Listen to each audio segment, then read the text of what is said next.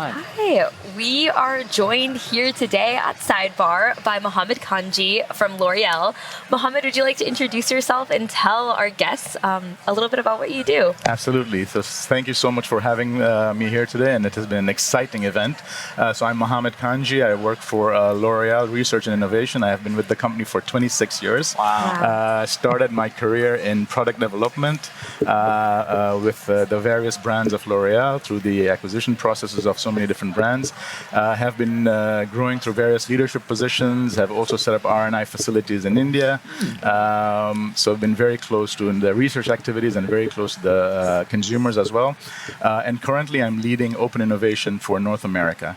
And the idea here is exactly what we've been talking about this week, is about really making sure that L'Oreal is talking to the external partnerships. L'Oreal, as you know, is a beauty company, the world's largest beauty company. We have a large R&I organization around the world. We spend about $1.2 billion in R&I investments annually, with over 560 patents granted annually, and 4,000 chemists around the world. Wow. We are present in over 20 countries and 11 hubs across the world.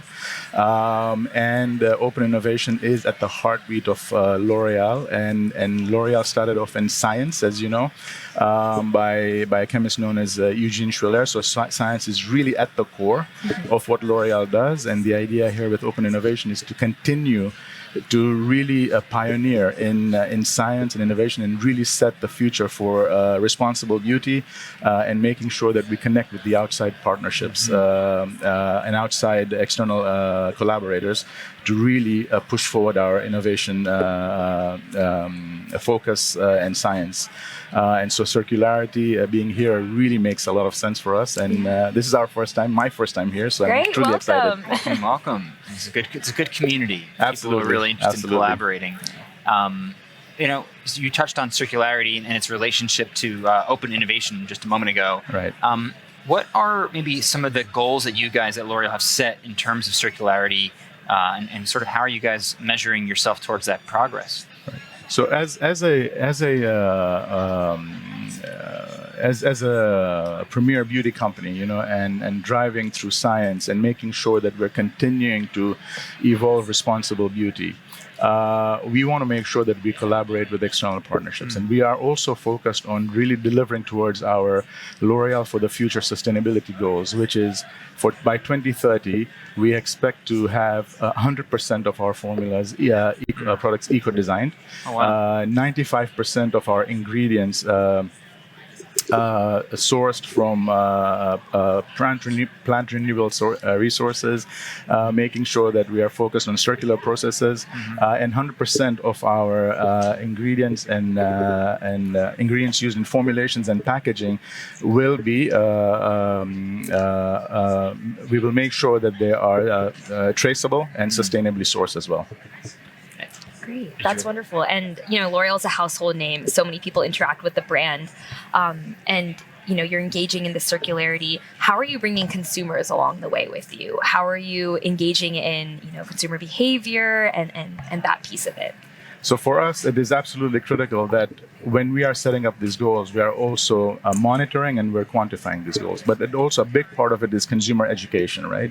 So we are rolling out initiatives such as product impact labeling through our brands, where a consumer can actually go into how we calculate and make sure that our products are responsible. We are focusing on eco-design, the circularity. So we're actually doing full life cycle analysis of our products from the start of where we source our raw materials, how we are processing them, the different processes that are used to actually create the products in our manufacturing sites, and the utilization of them. So it touches every single aspect of its life cycle. So, and it is very visible to our consumers. And so education is a big part of it.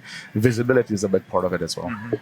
That's great. I know we don't have enough time to get into all the details. I wish we did, but just talking about open innovation for one last, is that also, existing from the chemistry up until the packaging and upstream and downstream in the supply chain? Right. So open innovation allows us to create partnerships at academic levels, at startups, and very much resounding to what we just witnessed here during the keynote speakers and also the startup sessions we had. So we are working with a lot of startups, and we have actually, in the last couple of months to weeks, we've actually announced very critical partnerships that we have done investments in. For example, a JV led initiative by Geno, where we have invested in terms of allowing us to tap into biotechnology and green sciences to allow us for alternative ingredients from biotech,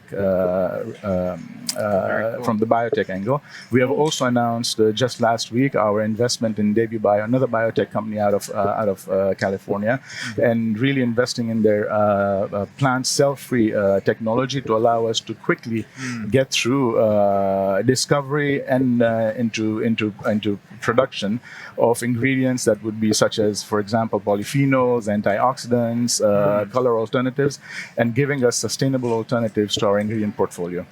That's wonderful. Yeah. Thank you so much for joining us today, and we hope that you enjoy the rest of your circularity experience. Thank you so much for having me. Yeah, you're welcome. Thanks. Appreciate it. See you around.